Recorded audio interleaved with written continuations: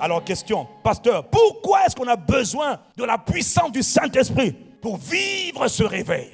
Sans le Saint-Esprit, rien ne va se produire. Rappelle-toi, sans le Saint-Esprit, Jésus était juste un charpentier. Tu as beau être né avec des prophéties, ça ne veut rien dire. Sans la puissance du Saint-Esprit, il n'y aura pas de réveil. Les gens ne croient pas. Pour qu'ils croient, il faut que le Saint-Esprit manifeste sa puissance. Première raison pour laquelle on a besoin de la puissance du Saint-Esprit pour vivre ce réveil tellement attendu. C'est parce que dans Matthieu 25, au verset 11 et 12, Jésus nous annonce que plusieurs faux prophètes s'élèveront. Ça a déjà commencé. Et ils séduiront beaucoup de gens. Et il dit que parce que l'iniquité se sera accrue, l'amour du plus grand nombre se refroidira. Jésus dit, il va se passer une chose dans les temps qui viennent. Les faux prophètes, les faux types, faux ouvriers, faux apôtres, faux serviteurs vont se lever et ils vont tromper, ils vont manipuler, ils vont égarer beaucoup de gens. Et il dit que la conséquence de ce qu'ils vont faire, c'est que l'iniquité, le péché, l'iniquité c'est pas le péché, c'est le péché qui devient un mode de vie. Le péché légalisé, le péché qui devient la norme de vie. Nous sommes dans un monde qui est de plus en plus dépravé. Dépravation sexuelle, dépravation morale. La tête, l'intelligence des hommes est corrompue. Elle est détruite. C'est partout dans le monde. C'est pas dans un pays, c'est partout dans le monde. Va partout, dans tous les continents. Il y a une stratégie démoniaque de dépravation sexuelle. Et malheureusement pour le monde dans lequel nous sommes, tout est maintenant légalisé par des textes de loi. Comme ça, on a établi la dépravation. Pas de problème, faites vos lois. On n'est pas contre vous. Mais ne nous imposez pas vos lois, s'il vous plaît. Chacun décide ce qu'il doit décider. L'homme est libre, c'est vrai. Mais quand tu as fait tes lois, ne m'impose pas tes lois, ça ne marchera pas. On ne critique pas. Vous aussi, ne nous critiquez pas. Ne nous traitez pas d'extrémistes. On n'est pas des extrémistes. On est des gens qui aiment Dieu et qui respectent la parole de Dieu, un point, un trait. Pour arriver à vivre dans la sainteté, dans la consécration, au milieu de cette perversion, frère, ta bonne volonté ne suffira pas. Tu auras besoin d'une capacité surnaturelle qui ne vient pas de l'extérieur, mais elle vient de l'intérieur. Pour t'aider à rester droit dans un monde où tout le monde est tordu. Dépravation morale. Tout le monde fait comme ça, fait comme ça. Tu dis non, je ne ferai pas comme ça. Toi, tu es qui? Je ne suis rien, mais je ne ferai pas comme ça. Et quand tu as dit non, ils vont te combattre, que tu fasses comme eux. Daniel a eu des problèmes parce qu'il marchait avec Dieu dans la crainte de Dieu. On a voulu le tuer parce qu'il craignait Dieu. Est-ce que quelqu'un comprend? De nos jours, si tu veux marcher droit, ça va te coûter très cher. Si tu veux marcher dans la pureté, dans la sainteté, dans l'intégrité morale, ça va te coûter cher. Là où tout le monde est bizarre, marcher normalement. Tu as besoin d'une capacité qui ne dépend pas de ton diplôme, mais qui dépend d'en haut. Que seul le Dieu vivant, il dit, je vous rendrai capable. Il n'y a que lui. Si quelqu'un me suit, dit Amen. Faire le bien. Dans une génération où tout le monde aime le mal, frère, ça va te coûter cher. Ça peut te coûter ta vie. If I have to die, I will die. S'il faut mourir, je suis prêt à mourir en faisant le bien. Mais tu ne vas pas me demander de commencer à faire le mal. Je ne peux pas, je ne sais pas faire ça. Fais le mal, je ne peux pas. Ou bien tu perds ta place. Eh bien, tu sais quoi? Si c'est toi qui m'as établi, dans ce cas, tu as le pouvoir de me faire perdre ma place. Ça, il faut avoir la capacité. On a dit à Daniel, allez, prosterne-toi comme tout le monde. Dépravation spirituelle. Idolâtrie multipliée. Adore la statue que le roi a faite. Prosterne-toi devant la statue en question. Il dit, je ne peux pas. Je suis programmé pour me prosterner devant Yahweh. Je ne peux pas le faire. Rentre dans le club. Je ne peux pas rentrer dans ton club. Moi, j'appartiens à Dieu. Il y en a qui ont dit, moi, je fais partie du PDD. Le parti de Dieu. Je ne peux pas. Alors, tu vas mourir. Il dit, bah alors, d'accord, je suis prêt à mourir. Il dit, de toute manière, mon Dieu est capable de me délivrer. S'il me délivre, gloire à son nom. S'il ne me délivre pas, je vais mourir comme un martyr. Marcher dans une intégrité morale, c'est dangereux aujourd'hui, partout sur la terre. Tu peux même attaquer en justice, parce que tu as osé dire des choses qu'il ne fallait pas dire. Pourquoi tu as dit ce que tu as dit? Que voulais-tu dire? Dans les derniers temps, le mal sera changé en bien. Le mal deviendra la norme. Et le bien deviendra mal. C'est le signe de la dépravation de notre monde. Et pour tenir dans cet environnement de plus en plus diabolique, tu as besoin d'une personne et de sa capacité. Sinon, tu ne tiendras pas. Est-ce que je suis en train de parler à quelqu'un?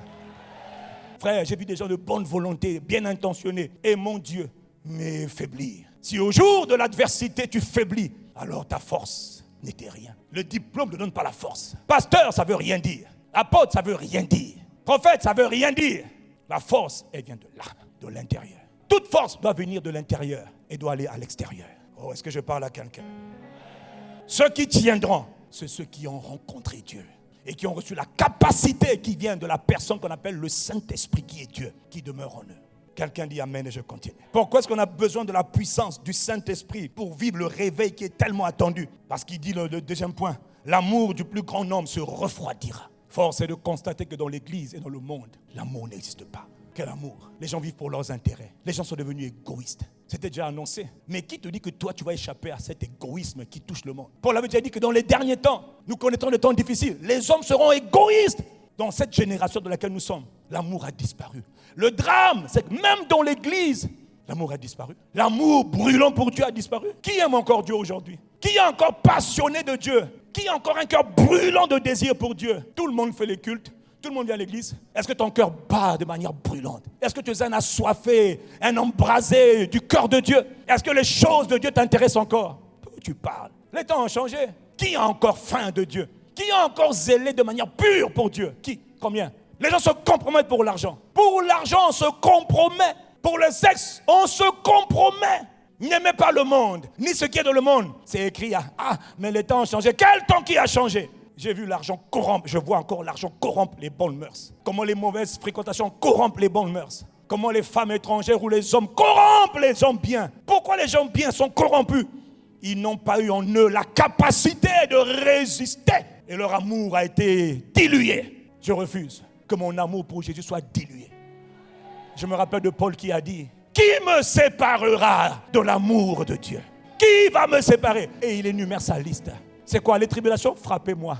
Si je dois mourir, je vais mourir.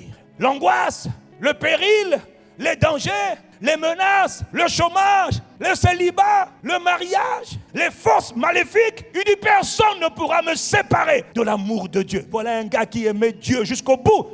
Embrasé, son cœur enflammé. Malgré les épreuves, il existe une possibilité auprès de Dieu qui font que même quand tu passes d'épreuve en épreuve, même quand tu as fait des erreurs, même quand tu as fait du mal, ton amour pour Dieu est gardé, resté intact, sinon il a augmenté encore. On peut être un homme brisé, mais aimant Dieu davantage.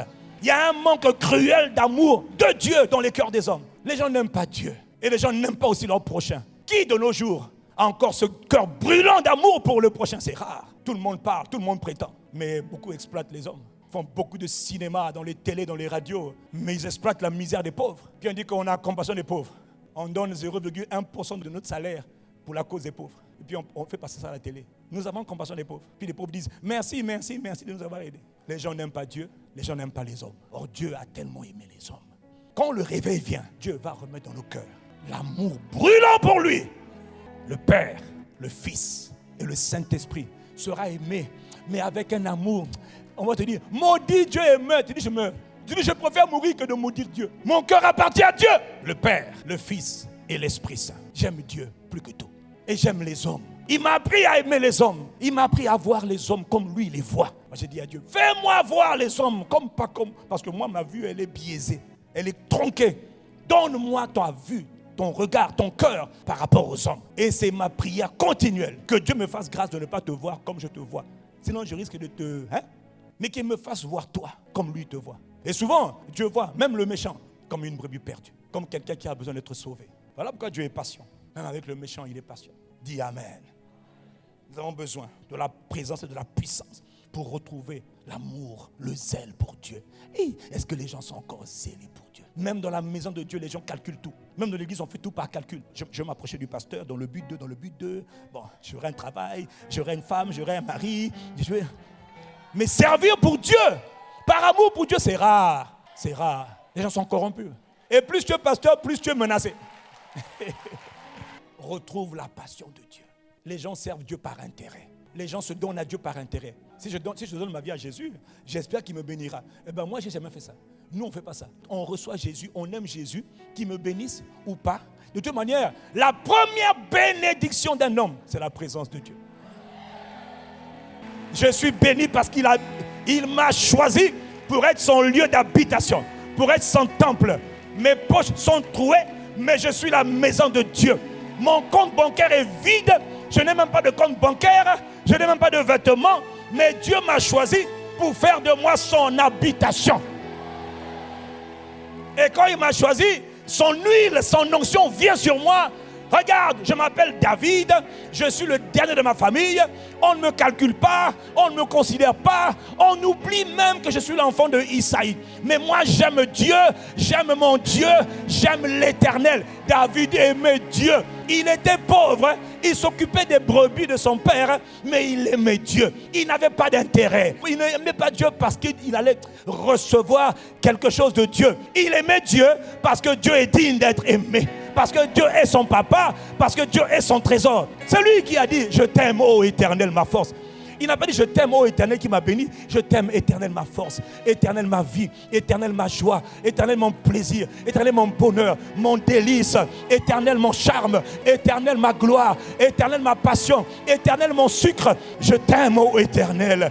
Et quand Dieu cherchait un roi, Dieu dit, j'ai vu un type là, il m'aime sans arrière-pensée. Il m'aime sans intérêt. C'est lui que je choisis pour être le prochain roi, la prochaine cadre, le prochain c'est toi, dis tu aimes Dieu. Ne cherche pas la célébrité. Quelle célébrité? Quelle popularité? On veut Dieu. Lui est agréable. Faire sa joie. C'était ça Jésus. Comment les gens peuvent être aussi tordus? Il n'y a plus d'amour authentique pour Dieu et pour les intérêts de Dieu. L'intérêt de Dieu, ce sont les hommes faits à l'image de Dieu. Pas les riches ou les pauvres, les hommes, quel que soit leur rang. Mais de nos jours, quand tu es pauvre, on dirait que tu es maudit. Quand tu es pauvre, les riches te regardent. Donne-lui quelques graines de riz. Eh bien, je te dis, toi qui es pauvre, un conseil. Aime tellement Dieu, au point que tu vas devoir attirer l'attention du Tout-Puissant sur toi. David était pauvre. Gédéon était pauvre. Tu as vu que, j'ai même remarqué que Dieu souvent est intéressé par les gens pauvres. Mais les gens pauvres qu'il aime. Aime Dieu dans la pauvreté. Tu vas l'attirer. Cherche-le. Poursuis-le. De toute manière, excuse-moi. Est-ce que je peux parler? Entre nous, tu as deux options. Dans la misère de laquelle tu es là, soit tu dis, bon, mon seul espoir, c'est lui. L'aimer de tout mon cœur, l'exalter, le poursuivre. Ou bien, je souffre trop. Il m'a abandonné, il m'a laissé. Je ne veux pas de lui. Eh bien, tu sais quoi? Satan dit, viens, viens. Toi qui es bien frustré et en colère, je te donnerai ma souffrance. En vérité, tu n'as qu'une seule option. Être attaché violemment à Dieu. Que la grâce d'aimer Dieu te soit restaurée dans le nom de Jésus. Que la grâce d'avoir un cœur embrasé. Un cœur embrasé pour Dieu. Que cette grâce te soit accordée dans le nom puissant de Jésus. Avec ou sans richesse, aime Dieu passionnément. Et tu attireras la faveur et la présence du Tout-Puissant dans ta vie. Donne un bon amen à Dieu. Le monde a besoin de la puissance du Saint-Esprit, qui vient de la présence du Saint-Esprit, pour vivre le réveil spirituel. Pourquoi? À cause de l'abondance de la méchanceté. Frère, nous sommes dans un monde méchant. La méchanceté se développe plutôt, ça croît.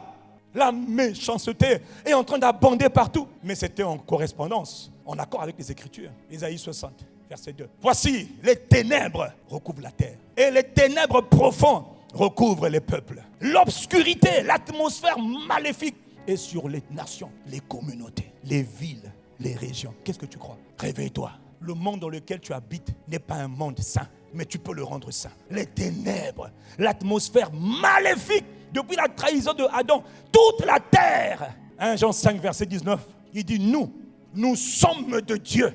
Oui, mais le monde entier, pas l'Afrique, le monde entier, sur tous les continents, et sur le pouvoir, l'emprise, la puissance du mal. Il y a trop de méchanceté sur la terre. Et au commencement, ce n'était pas ainsi. Ce n'était pas la volonté de Dieu. Quelqu'un dit Amen. Nous sommes dans un monde de guerre, où il y a des forces maléfiques, qu'on appelle les forces du mal, les puissances du mal. Et Ephésiens 6 les catégorise. Notre combat n'est pas contre la chair et le sang, non, mais contre les principautés, contre les puissances, contre les chefs de ce monde de ténèbres, contre les puissances spirituelles, méchanceté dans les hauts lieux. Il y a toute une organisation maléfique créée pour détruire la race humaine. Depuis le deuxième ciel jusqu'à la terre, jusque dans les eaux. Qu'est-ce que tu crois? Trop de méchanceté sur la terre. Et la seule manière de triompher de la méchanceté des forces du mal, frère, tu as besoin de la puissance de Dieu. Sinon tu seras une victime permanente. Trop de bien-aimés ici, tu aimes Jésus, tu es croyant. Ne t'arrête pas à être un croyant qui vient à l'église. Ne t'arrête pas à être un dimancheur. Cherche à être un assoiffé, parce que les assoiffés attirent la puissance de Dieu. Beaucoup sont des éternelles victimes des maladies, victime de ce mauvais sort, victime de la sorcellerie, victime du mal. Jésus a tout accompli. Mais Jésus t'a donné son esprit. Tu as reçu le Saint-Esprit. Maintenant, ce que tu dois faire, c'est manifester sa puissance qui est en toi. Dis Amen. Trop de mal. Et ce qui est dramatique, c'est que les méchants ont le sentiment qu'ils sont intouchables. Quelqu'un doit arrêter ça. J'ai écouté Dr Paul Nietzsche. Il expliquait qu'il y avait un de ses pasteurs qui était dans une ville. Et dans la ville, ils ont décrété le couvre-feu à cause de l'extrême violence des jeunes de la ville, comme dans nos quartiers. La violence est arrivée à son extrême. Les gens souffrent. Il dit à son pasteur, lui dit, mais c'est dur. Il dit, mais pourquoi alors toi tu es allé là-bas? La lumière doit briller pas dans l'église, mais au milieu des ténèbres. À quoi tu sers au milieu des ténèbres? Manifeste la lumière. Engage la prière. Engage l'intercession. Et ce pasteur, avec quelques personnes, désembrasées, pas des croyants, des assoiffés, ils sont allés dans un programme. Il dit, on va chercher Dieu pour notre territoire, jusqu'à ce que Dieu intervienne pour sauver notre territoire.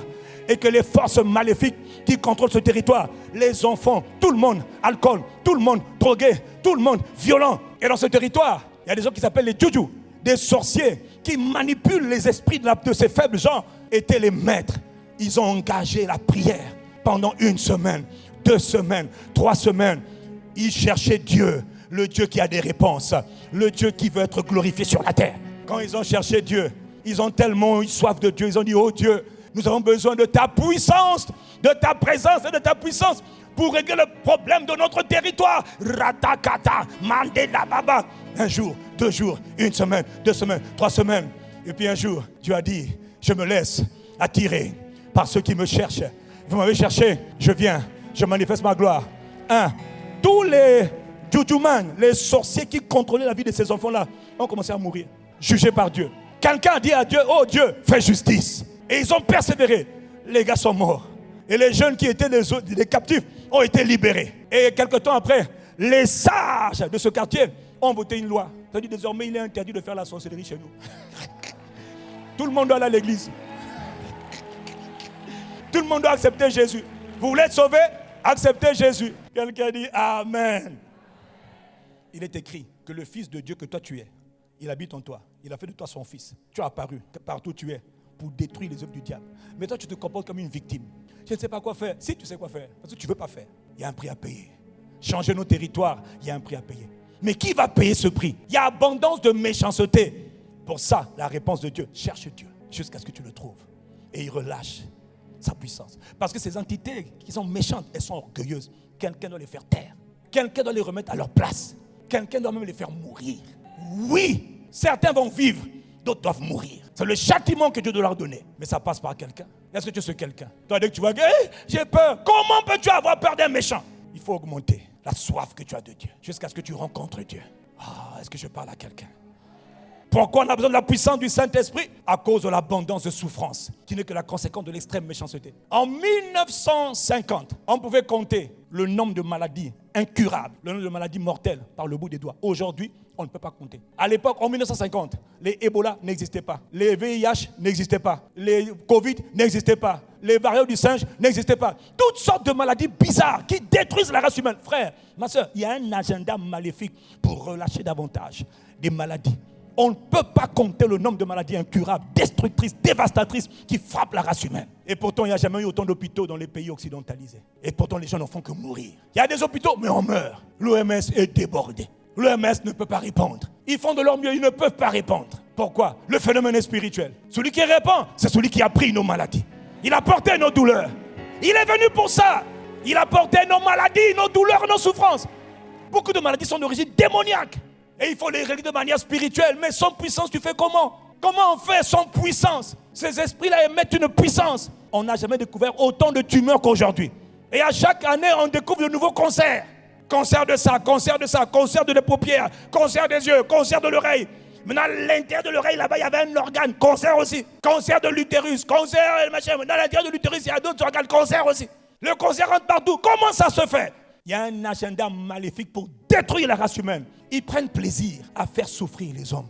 Quand tu souffres, ils disent ils souffrent. Et ils se cachent dans les corps par le péché. Soit le péché de la famille, soit par tes propres péchés. Quand ils rentrent là, ils te torturent. Quelqu'un doit arrêter ça. Mais tu ne peux pas le faire sans puissance. Aujourd'hui, il y a encore des malades qui ne sont pas guéris. Et ça me met en colère. Et ça me rend triste.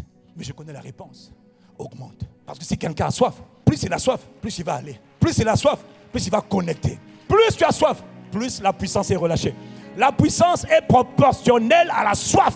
Si Jésus a opéré à niveau 0,20 jusqu'à 1000, il atteint le niveau 1000. Frère, on doit atteindre. Pourquoi il y a des maladies qu'on ne va pas guérir? C'est parce qu'il manque un certain niveau de power.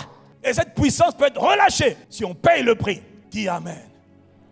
Tu es frustré, je sais. Il y a beaucoup de maladies que tu n'as pas pu guérir. Tu as vu même les proches mourir. Tu avais dit au nom de Jésus. Mais l'esprit de cancer, l'esprit qui a bloqué son dos, l'esprit qui a bloqué ses poumons, l'esprit qui l'a donné une telle douleur, était trop fort pour toi. Sa puissance d'émission, sa puissance d'impact était de 300 kilowatts, si on peut dire.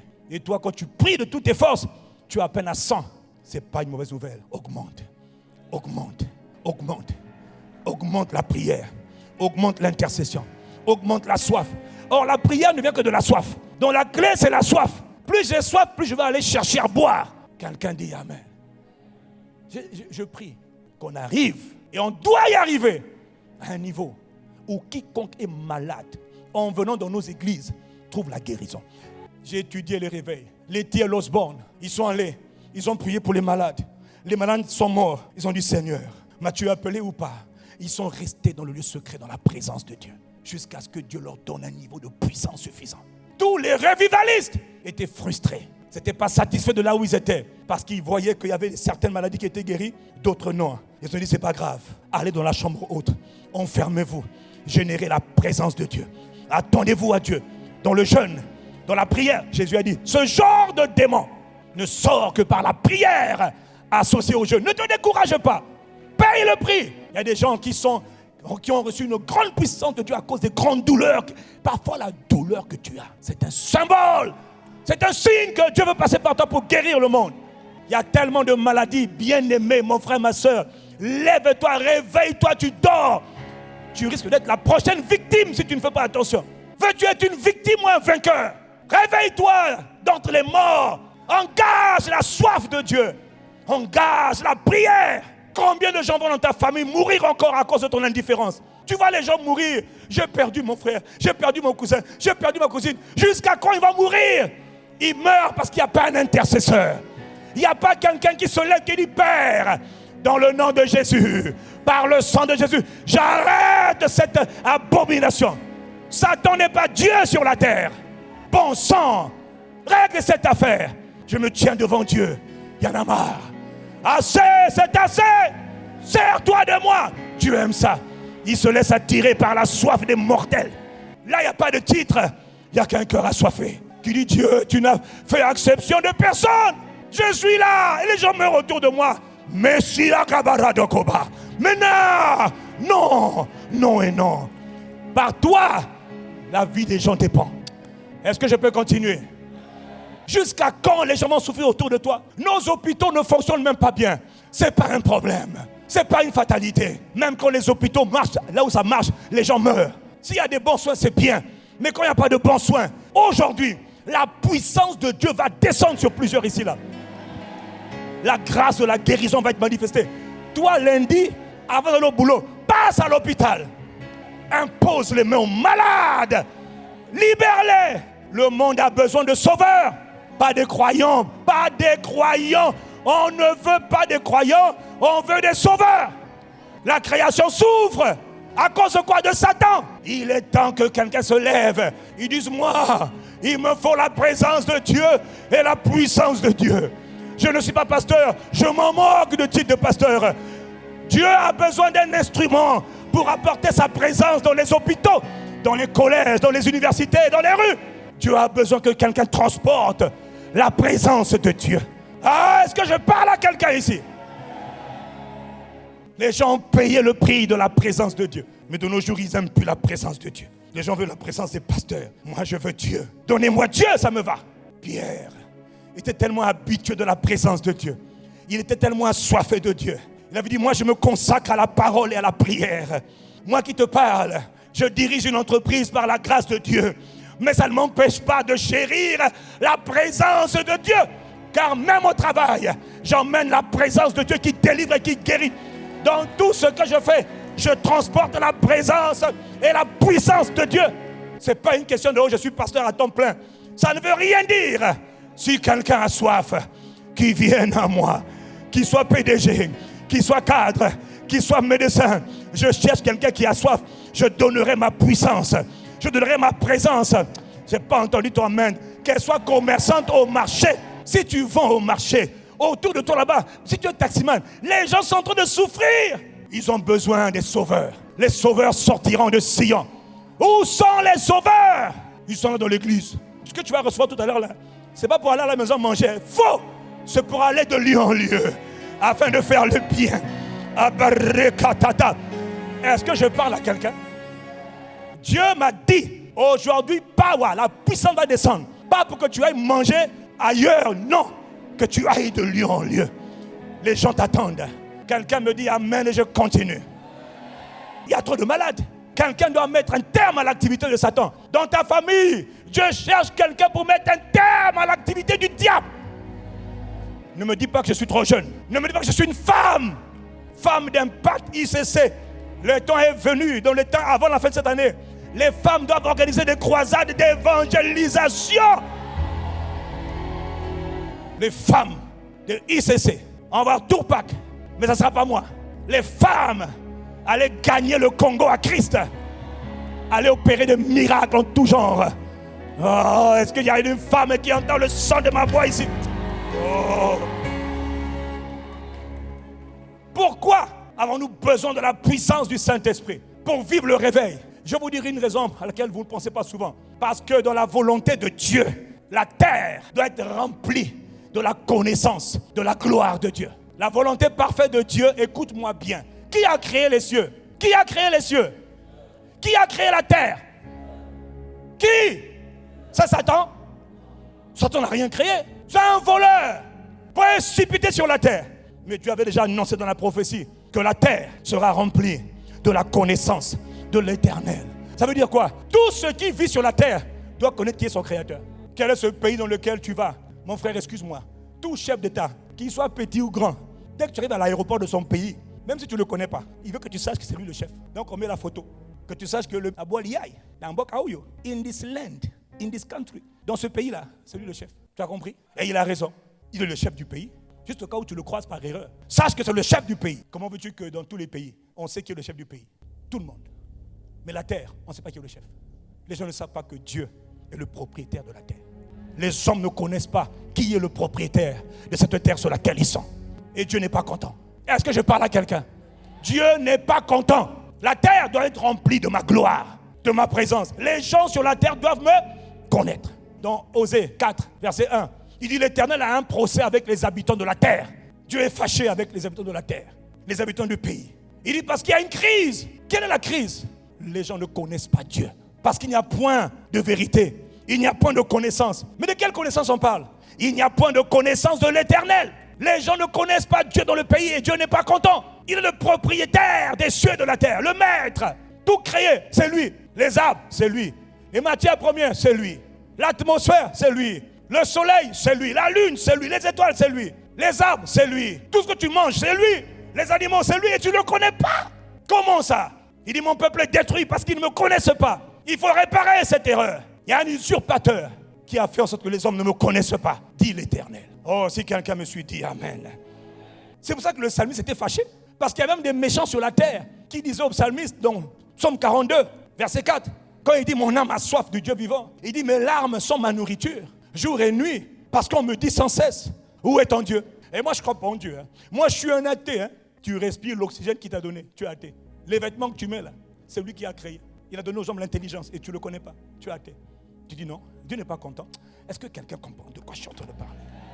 Et les méchants arrivent maintenant à faire croire même à toi. Il y a des situations que tu vis, on te dit mais où est Dieu? Ton Dieu là il est où? Ça doit te mettre en colère. Le psalmiste, l'homme assoiffé, ça le met en colère. Pas le croyant. Le croyant n'est pas dérangé quand on lui dit oh Jésus n'existe pas. Hein? Moi c'est les fétiches. Et tu te blagues avec moi, je te fétiche aussi. Djoukoudjou.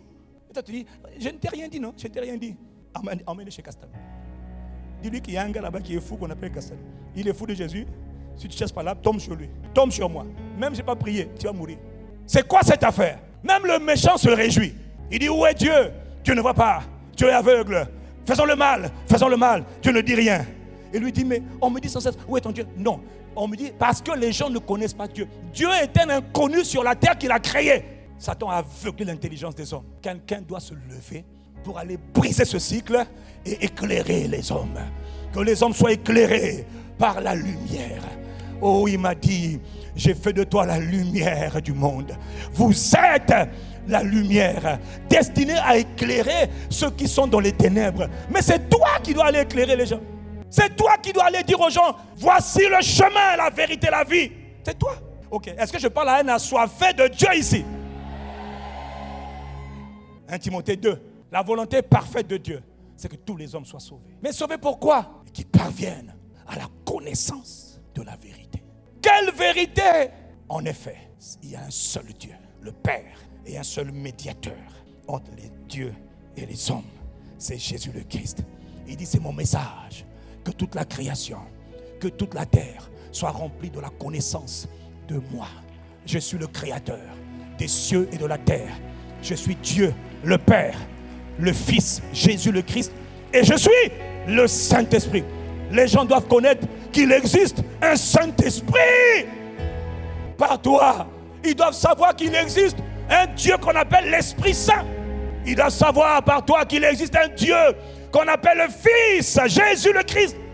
Ils doivent savoir qu'il existe un Dieu qu'on appelle le Père. Et les trois sont un, comme toi tu es un. Ils doivent savoir. Et ils t'attendent pour cela. Dans Jean 17, une de ses dernières prières, avant d'aller être offert en sacrifice, Jésus dit, Père, j'ai fait connaître ton nom aux hommes du milieu du monde. J'ai fait connaître pendant mon séjour sur la terre ton nom aux hommes. Mais toi, ce que Jésus a fait, nous sommes ses imitateurs. Est-ce que tu sais qu'il y a des gens qui ne connaîtront Dieu, pas par moi, mais que par toi? Je le répète, écoute-moi, ainsi parle l'Esprit de Dieu. Moi, je ne suis pas appelé à connaître tout le monde. Il y a des gens qui ne viennent dans cette église qu'à travers toi.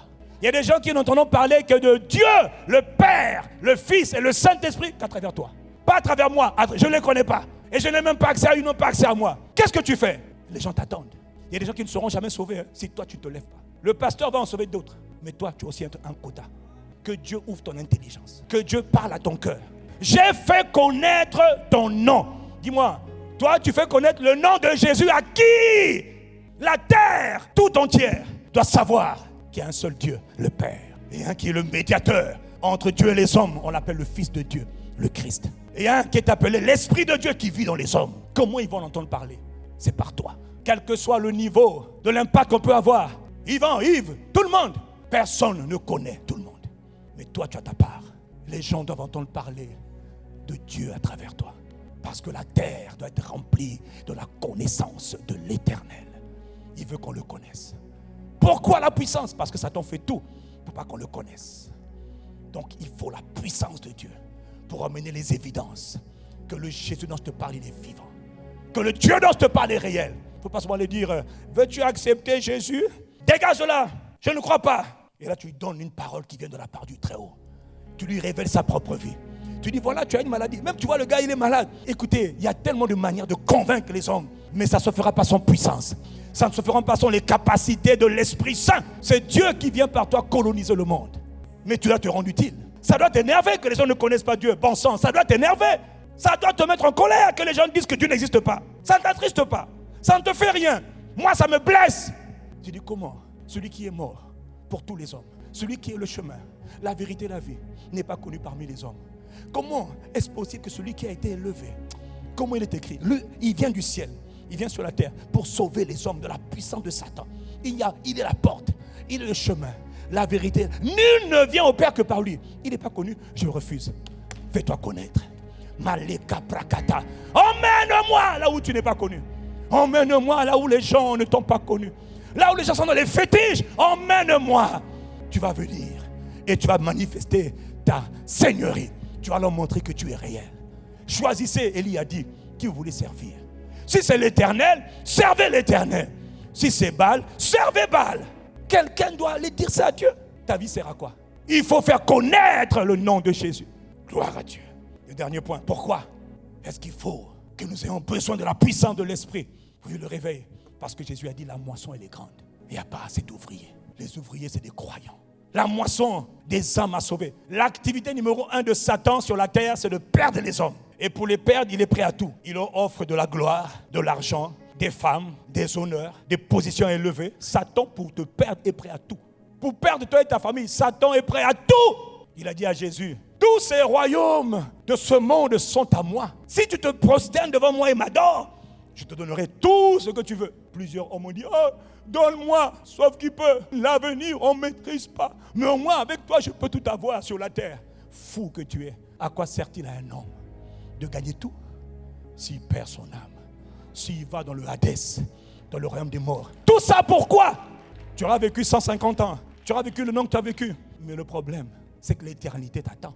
À quoi ça sert d'avoir 1000 ans de plaisir sur la terre? 1000 ans de jouissance. Et l'éternité, c'est-à-dire des milliards d'années dans le feu, en train de périr et de souffrir avec le regret. Ça sert à quoi? Réveille-toi, réveille-toi, réveille-toi. Pourquoi la puissance de l'esprit? Parce que c'est par l'évangélisation que le monde sera sauvé. C'est par l'évangélisation. Soit en one-to-one, en individuel, soit par les campagnes. Il y a 1000 stratégies d'évangélisation, il n'y en a pas qu'une seule. Le Seigneur me disait, cette année, et à partir de maintenant, on est fatigué, il n'y a pas de « oh, on attend Tourpac ». Non, il n'y a pas d'on attend Tourpac, c'est toi Tourpac. Tu prends tes pieds, tu prends ton mégaphone, tu prends ton micro, tu prends ton enceinte. La puissance de Dieu va venir sur ceux qui ont soif de voir le nom de Jésus proclamé.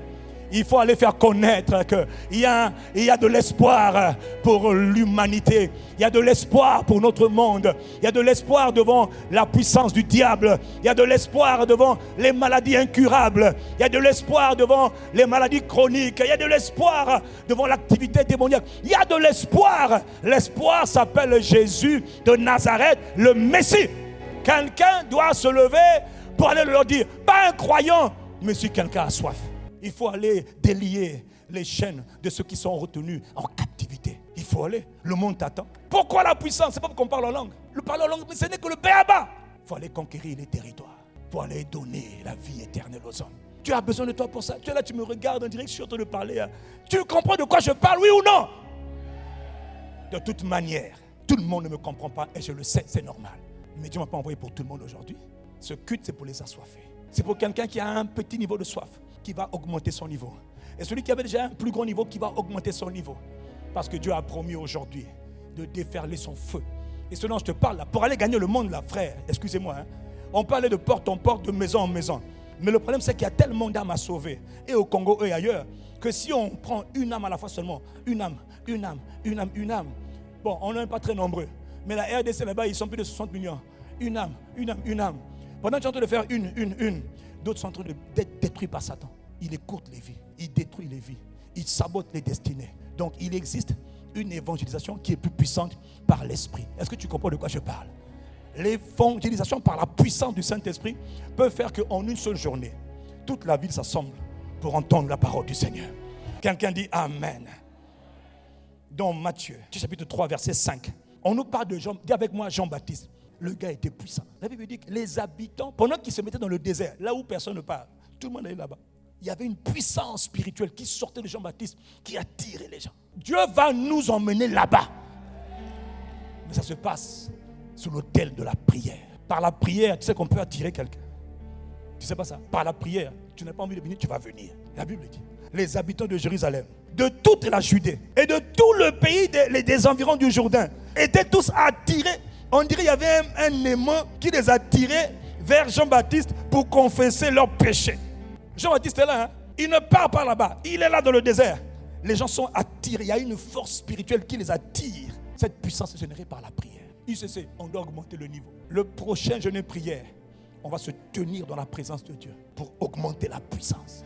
Oui, parce que la bonne nouvelle, c'est que la puissance s'augmente. Elle peut aussi baisser. Pas de prière, pas de puissance. Beaucoup de prière, beaucoup de puissance. Abondante prière, abondante puissance. Toi, quand on te dit, prie pour la soif. Tu es là, tu dis, Seigneur, donne-moi la soif. Nous, au contraire, c'est là qu'on crie à Dieu. Quand on dit maintenant, attaque Satan, tu vois ça dit? Au nom de Jésus, Satan t'a déjà eu. Parce que là, il faut prier pour la clé de la puissance. Tu ne pries pas. Un homme sans puissance est un sandwich pour le diable. Un homme sans puissance est une victime du diable. Même les esprits de mort peuvent jouer avec toi. Ils viennent. Tu vois ta mère qui est déjà décédée depuis 1910. Ton arrière-grand-mère, ma fille, elle t'attrape le pied dans le songe. Viens avec moi, au nom de Jésus, au nom de Jésus. Pasteur, ma grand-mère m'a attrapé le pied. Elle est venue dans ma chambre et dit, tu me manques. Pasteur. Pasteur lui aussi dit, on va prier. Moi, je veux prier, mais je veux prier pour que tu aies soif de Dieu. Et que ta soif de Dieu t'emmène à aller chercher Dieu. Et quand tu cherches Dieu dans le lieu secret, tu vas générer tellement... Mais la prochaine fois que la grand-maman ou l'oncle vient encore te dire, je suis ton ancêtre, je viens te chercher, tu vas encore appeler le pasteur à chaque fois. Pasteur, pasteur, prophète, prophète, apôtre. Hé, arrête! J'ai beaucoup de gens moi aussi qui m'appellent. Il a dit, invoque-moi, je te répondrai. Il n'a pas dit, invoque le pasteur. D'accord, le pasteur est là, il n'y a pas de problème. Mais à un moment donné, fâche-toi aussi. C'est un esprit. On appelle l'esprit de la tombe, l'esprit du cimetière. On l'appelle l'ange de la mort. Il faut qu'à un moment donné, toi-même, tu le confrontes. Retire-toi. Pas pour lui, mais parce que tu cherches Dieu. La vérité, c'est qu'on ne se retire même pas pour chercher la délivrance. On se retire parce qu'on veut être seul dans l'intimité avec Dieu. Touche à quelqu'un que Dieu aime. Dieu va te toucher. Quelqu'un qui me suit dit Amen. Mon point, c'est qu'il y a un niveau de colère que tu n'as pas. Parce qu'il n'y a pas la soif de voir Jésus glorifié dans ta vie. Tu es content quand tu entends, tu admires les pasteurs, tu admires les soi-disant hommes de Dieu célèbres. Mais toi, Dieu ne fait exception de personne. Qui sait si toi tu ne seras pas quelqu'un que les autres vont rechercher? Fais connaître seulement son nom aux hommes du monde. Il y a des endroits auxquels moi je n'aurais pas accès, mais toi tu as accès. Il y a des gens qui t'attendent, bon sang. Il y a des hommes qui t'attendent, ma soeur. Il y a des enfants qui t'attendent. Qu'est-ce que tu fais? Je vais ICC. On s'en fout de ton ICC. Deviens un messager, une messagère de la présence et de la puissance de Dieu. Pierre était tellement habitué dans la présence de Dieu. Si tu as du travail comme moi, débrouille-toi. Dis Saint-Esprit, aide-moi. Mais je veux être un transporteur de ta présence et de ta puissance. S'il faut que je coupe mes nuits de sommeil, s'il faut que je ne dorme que 4 heures, ou 4h30, ou 3 heures par jour, Saint-Esprit, rends-moi capable. Parce que toi, tu es l'esprit de force. C'est toi qui donnes aux hommes la vigueur. C'est toi qui augmente la vigueur de celui qui tombe en défaillance. C'est toi qui donnes la force aux hommes. Aide-moi. Mais je ne veux pas tronquer ma destinée. Je vais chercher ta face. Parce que mon âme a soif de toi. Ma génération a besoin de toi. Celui qui parle, je peux avoir beaucoup d'excuses pour ne pas faire ce que je fais. Tellement je suis surchargé de travail. Et pourtant, j'ai dit à Dieu, pas question. Le travail ne me volera pas ma destinée. Le travail ne me privera pas du lieu secret. Quelqu'un dit Amen.